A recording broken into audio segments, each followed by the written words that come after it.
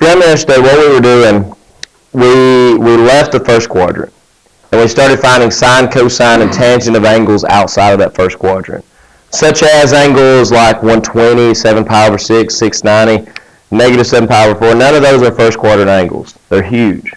Some of them, like 690, is not even within a rotation. 0 to 360 is a rotation, but we got nearly 2 whole rotations there. So let me remind you, and I think I completely skipped over this this slide yesterday. For an angle in standard position, and what we mean by standard position is its initial side is right here at the positive x-axis, and then it rotates from there, and its terminal side is a rotation from that 0 degrees. If it's in standard position, it's not a quadrantal angle, and what a quadrantal is, it's like your 90, 180, 270, the ones that fall on the quadrant. The value of a trigonometric function of theta can be found by using the value of its reference angle and prefixing it with an appropriate sign. Now, we talked about how to find the appropriate sign, and that was by using ACTS. All students, or ASTC, or ACTS if you go the other direction. All students take calculus. That tells us what is positive. If you're in the first quadrant, everything's positive. If you're in the second quadrant, sine is positive, third, tangent, fourth, cosine. That tells you what is positive and where it's positive. And then using its reference angle to actually find the value of it, once you found positive or negative. Let's start with the first one. It says find the sine, cosine, and tangent, they got cut off, of 120. Sine 120, cosine 120, tangent 120. You start out first off again by finding out where the angle is. Here's 90, 120 is going to be located somewhere in the second quadrant. All students take calculus. The second quadrant is this, which means sine is the only thing positive. So sine is going to be positive, cosine and tangent are going to be negative. Then you find its reference angle. The reference angle for 120, okay, reference angle is the angle formed by the closest part of the x-axis, which is right here. Reference angle should always be acute. So this reference angle would be 60 degrees, because 120 and 60 gives you that 180.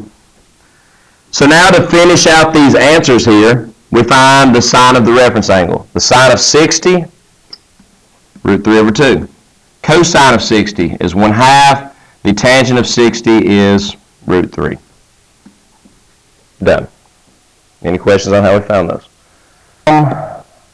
Second problem, we're asked to find the sine, cosine, and tangent of this. Again, reminder, what I do is do pi over 6 first. That's 30. And that would be 7/30s, which would be 210 degrees.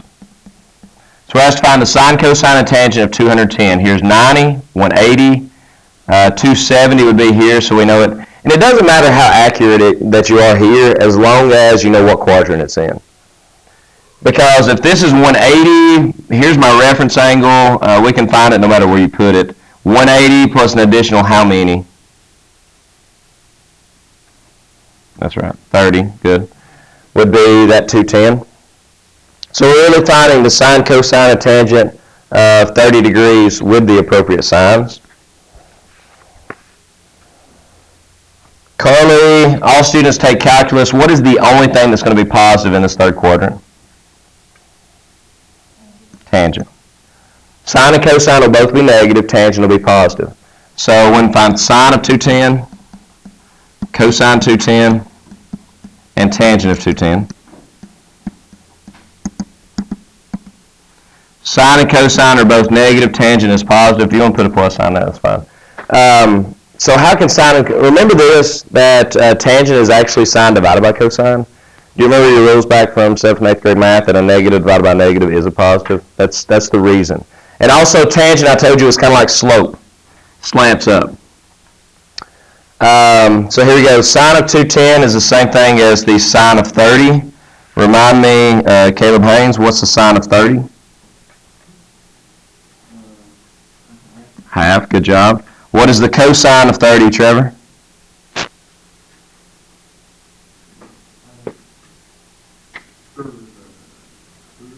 Good. And the tangent of 30, Savannah? I heard that. Root 3 over 3. Good job. let me go forward a little bit and show you something, and then we'll come back to that again, because I want to show you another way. Before we work all those problems, I want to show you another way of thinking about, and this might help. This is called the unit circle. And I think this has got some extra, let's see.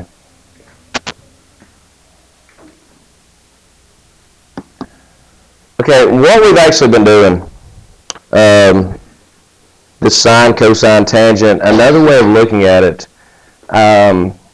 is as points on what's called a unit circle. This is called a unit circle for this reason. This is a circle whose radius is a unit.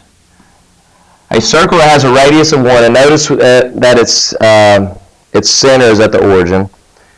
And another way of thinking about this sine and cosine stuff is if you found, they've got 45 degrees, I think, marked for us here.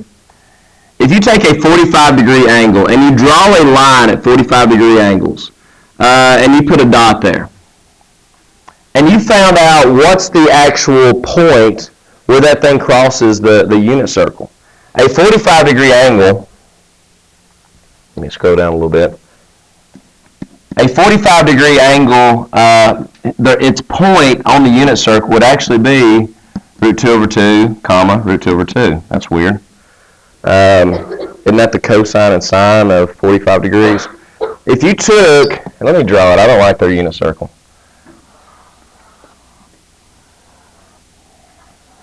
There's my unit circle. If you took and took your 30-degree angle, so it's about right here, right? If that's 30 degrees, and you found the x and y of that unit circle, and again, the radius is 1. You found the x and y coordinates of where that thing crosses that unit circle. The x coordinate would actually be root 3 over 2. The y coordinate would be a half. Because remember back when we talked about a 30, 60, 90 right triangle that the hypotenuse is always double the shorter side, and then you can take that shorter side, multiply by root 3, and give you the medium side. That's that same relationship. So at a 30-degree angle, it crosses the unit circle at the point root 3 over 2, comma, 1/2. If you did the same thing with a 60-degree circle, or a 60-degree angle on this circle, it would cross at 1/2, comma, root 3 over 2. And quite honestly, this is how I remember my points. This is the reason that you can just count up. The x value on your unit circle corresponds with the cosine of this corresponding angle. The y value corresponds with the sine. So y, when you take the sine of 90 degrees, do you get 1? Because this point right here is 0, 1. Cosine of 90 degrees is 0. The sine of 90 degrees is 1. You go over here to 180 degrees. The cosine, okay, the x value here would be -1. The y value would be 0. Cosine of 180 degrees is -1. The sine of 180 degrees is 0. You can go over here to 150 degrees. Now, why can we use, when we look for the sine and cosine of 150, why can we use 30? Because it's going to have the same x and y values. The y values will be the same. The x values will be nearly the same. Well, yeah, the x values will be nearly the same except for one is positive, the other one is negative. The y values are both going to be positive. So that whole ACTS, or all students take calculus, however you want to remember it. Another way, and honestly the way I remember it, is that cosine values correspond with x's. Sine values correspond with y's. So if you're talking about a unit circle, if you're looking for a cosine value, and that cosine value is in the second quadrant, notice you're moving left to get to the second quadrant. That's why your cosine value would be negative. If you're looking for a sine value and you're in the third quadrant, notice you're moving down to get to that third quadrant. Okay? So your sine value would be also negative. So cosine values correspond with x's. Sine values correspond with y's. So just remember that. There might be something else that might help as we go through these. But let's work a couple more, and then we'll move on to something different. 690 degrees. 360, I can take away rotations here. Because if I'm looking for 690, let's use coterminal angles. I don't want to deal with 690, it's too big. So let's take away rotation. 690 is the same thing. Help me out with that, Dalton. 690 is the same thing as what? Dalton's not in here. Skylar, help me with that. 690 and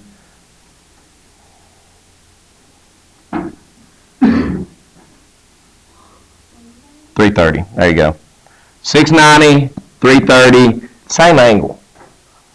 Since they have the same terminal side, they're also going to have the same reference angle. Really, that's all we need. It's in the fourth quadrant. Sine, cosine, and tangent of 690. First step, again, we need to know what quadrant it's in, so we'll know whether it's positive or negative. Since all students take calculus, Caleb Henshaw, what's the only thing that's going to be positive here? Good. So you have negative sine, positive cosine, negative tangent. Then we use our reference angle. Elizabeth, if this is 330, the whole thing is 360. How much does that leave here? What's your reference angle? 30 degrees. So in order to find the sine, cosine, and tangent of 690, we're actually going to find the sine, cosine, and tangent of 30. Sine of 30 is a half. Cosine 30, root 3 over 2. Tangent of 30 is root 3 over 3. If ever you forget what the tangent values are, just do sine over cosine. That would be negative 1/2 over positive root 3 over 2, which is negative 1 over root 3. Rationalize, you do get negative root 3 over 3. And the last one of these, just because I want to do several of these, just because these are valuable on your test. Negative 7 pi over 4. Brett, first off, I want degrees. Brett, what's pi over 4? So we need 7/45s.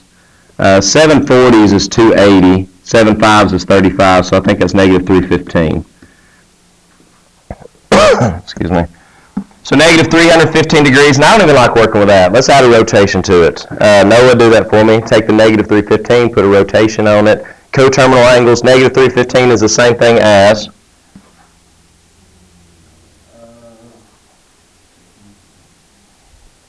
45. Okay, negative 315, 45. So really, we're in the first quadrant. Negative 315 actually does this. It's the same angle as 45. So sine, cosine, and tangent, I'm not going to write them down. Sine of 45 root 2 over 2. Cosine of 45 root 2 over 2. Tangent of 45, 1. Okay, moving along. Now let's deal with the graphs. Now that we know how to find the sine, cosine, and tangent of all our common angles, let's look at what their graphs look like. Okay, what I want to do first off is I want to go through and I want to plot all of our common points. I want to plot the ones that we know and give you a good picture of what a sine graph looks like. And that's anytime you're graphing something, plot the points you know, plot the points you can easily plug in. And notice this is not your normal x, y axis. We do have the x-axis, y-axis, but look at your x-axis. 45, 90, 135, 180. Instead of letting each tick mark count 1, that'd be hard to graph, unless you're dealing with radians, because we know like 3.14, that's 180 degrees. You could do it like each box count 1 if you're doing radians, but let's do it in degrees, much easier. Plot the things that you know, such as, if you want to do a t-table, that's fine, but honestly, if you look back in your notes, you already have your t-table. It's where we did the sine of 0 is 0, the sine of 30 is 1/2, sine of 45 is root 2 over 2, and so on and so forth. That's your t-table here. Sine of 0, when you plug in 0, you get 0. The sine of, okay, where's 30 going to be? If this is 90, this is 45, 30 is going to be about right here. Sine of 30 is a half. Sine of 45 is the square root of 2 divided by 2, which is somewhere around 0.7, I believe, something like that. The sine of 60, which is somewhere right in here, is like 0.3 over 2. And the sine of 90 is 1. And I'm a little bit off with my points there. That looks closer. So it comes up, and then what happens? The sine of, if you continue on and plot all the points that you know, I think I've already got these. There we go. There's all the points. Sine of 0, 0, sine of, and we know it starts repeating, remember? Once we get to 360, the sine of 360, We can take off a rotation. Sine of 360 and the sine of 0 is going to be the same thing. Why? Because go back to this xy-axis. If you're talking about angles, this is 0 degrees, this is 90 degrees, this is 180, 270. The sine values, remember what I showed you about the sine values are like y values on that unit circle? Once you get back around to 0, the reference angles are going to be the same. Once you go to 390, take away a rotation from 390. 390 and 30 is the same thing. So what you've got here is a graph that repeats. A graph that goes up, down, a periodic graph. A periodic graph meaning that it's cyclic. There's another word. Just throwing out all sorts of math words here. It's cyclic. It has a cycle. It is periodic. It repeats over and over and over. Okay? Any questions on that? And you could connect the dots here. I'm not going to. But there you go. There's your sine curve. Cosine curve will look a lot alike because we know that sine values and cosine values are about the same. Now, one thing I do want to point out, and you need to know this. Your sine curve, since the sine of 0 is 0, it starts there, it becomes positive, and then goes negative. I really want you to have a good idea of what a picture of your first, that's your first quadrant. Excuse me, not first quadrant, that's your first rotation. That's 0 to 360 degrees. That's what it looks like. Now let's look at the cosine. If you did the same thing for cosine, cosine of 0, anybody, what is cosine of 0? 1. It doesn't start here and go up, down, up.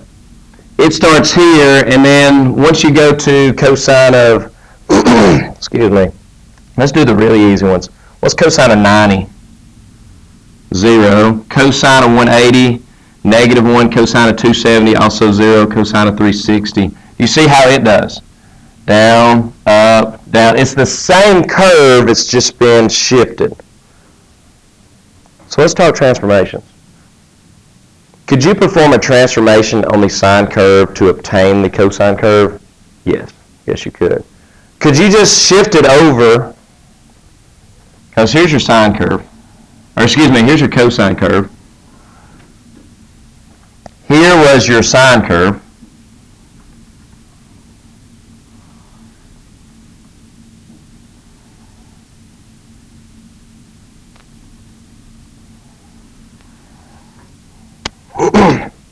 Could you not just take your sine curve and shift it to the right? How many degrees?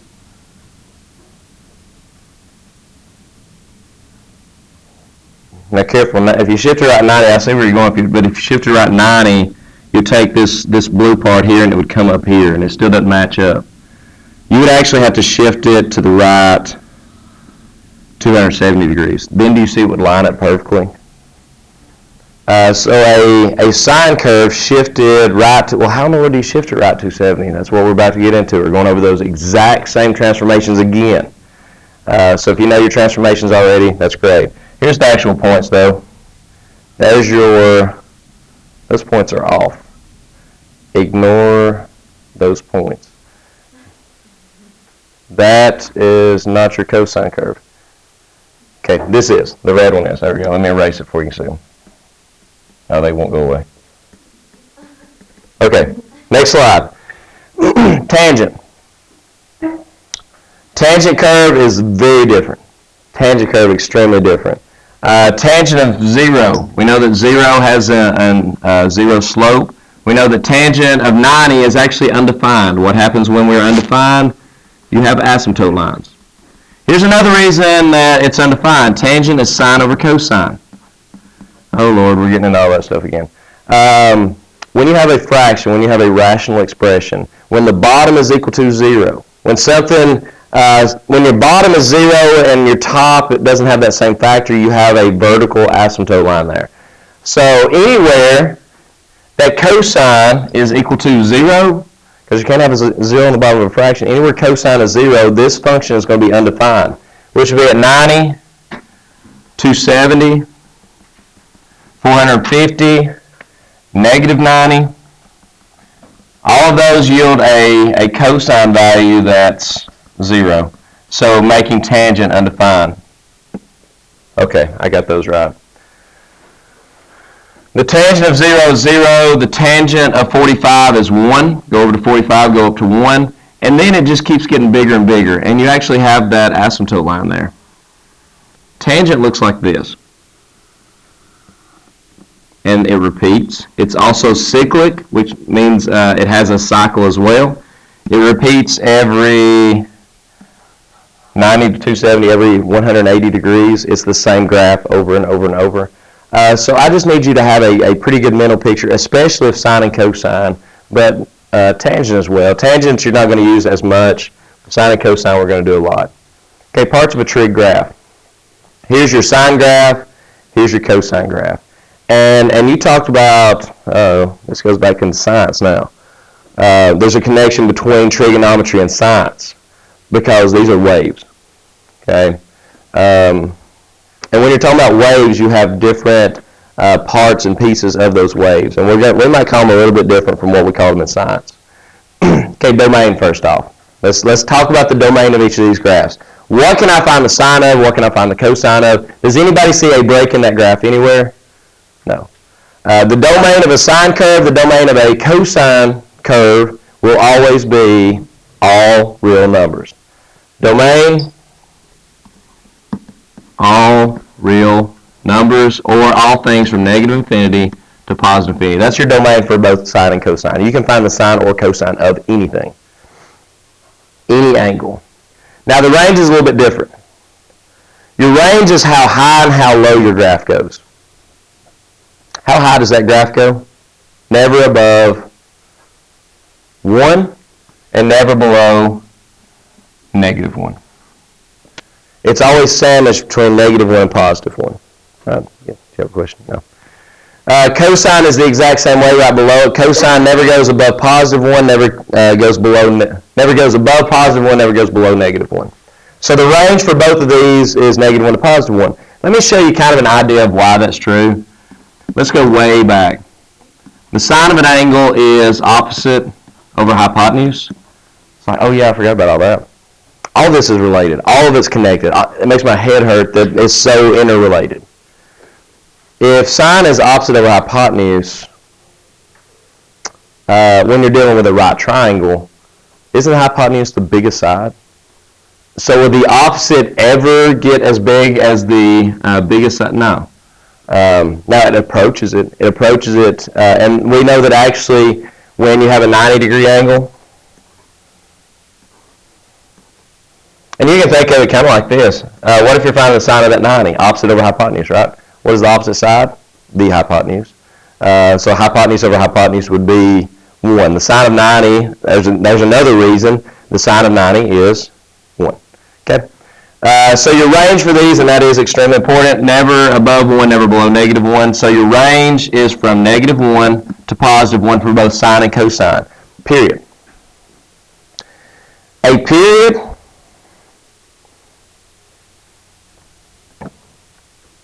period is how long it takes for that graph to repeat. It's the graph's cycle.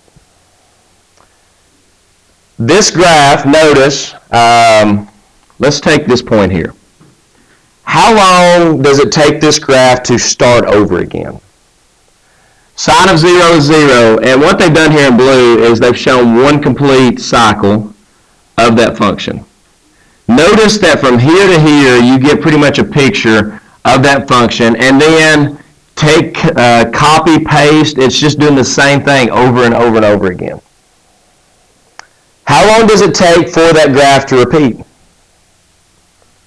It starts at 0. Well, and this is not the only part. Here's another way you could do it. You could take the high point here. It goes from high to low, back to high. You can measure from here to here. You can measure from here to here. I think this will be a little bit easier. From 0 to 2 pi. Well, that makes sense.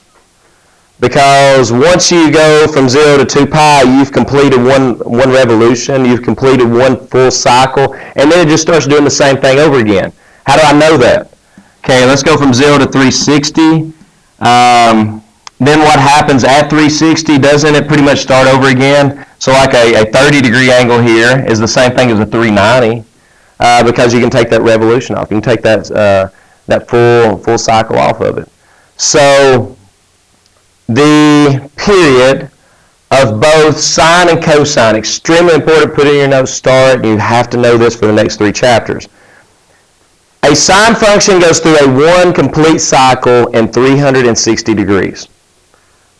A full revolution or a full cycle for a sine and cosine function, period, 360 degrees or 2 pi. Okay, and finally the amplitude. I can't remember. I don't know if you called it amplitude in science, and I think you talked about this in 7th and 8th grade science. I can't really remember the last time you had it. But here's what an amplitude is. An amplitude is a measure of how tall your wave is getting. Okay, how tall your wave goes, how low it goes. Here's how I like to measure amplitude. I call this my rest point. I call this my line of equilibrium. That is not mathematical. That's not what it's actually called, I don't think. But I like equilibrium. Meaning, if this were an actual wave in the ocean, if there was no waves, where would the water be? Y'all follow that? Your point of equilibrium. The amplitude is how far up above equilibrium. How high does your wave go, or how low does your wave go? For a normal sine or cosine, since it ranges from +1 down to -1, from my point of equilibrium, my amplitude is 1. An easy way of finding your amplitude is by looking at your range. Finding how big your range is. From -1 up to +1, that has a range of 2, okay, from -1 to +1, and just cutting it in half. So that means that, that from the point of equilibrium, it goes up 1 or down 1. There's all the information I just said. Sine, period, is 360 or 2 pi. Amplitude is 1. Domain, all real numbers. Range, -1 to +1. And the exact same thing for cosine. Know that information, very important.